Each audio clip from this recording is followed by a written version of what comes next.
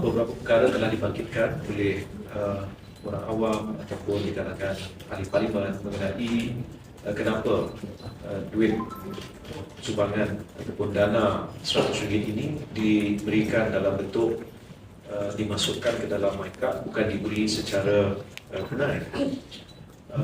Suka cita diingatkan bahawa ia adalah sebahagian daripada program sumbangan asas rahmah yang merupakan program untuk menyediakan barang-barang keperluan asas untuk rakyat Malaysia bagi tujuan menangani masalah harga barang ataupun kos sara hidup.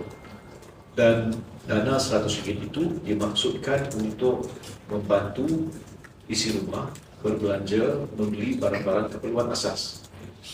Jadi itulah mekanisme untuk memastikan dana yang disalurkan mencapai maksud dan menepati tujuan program tersebut.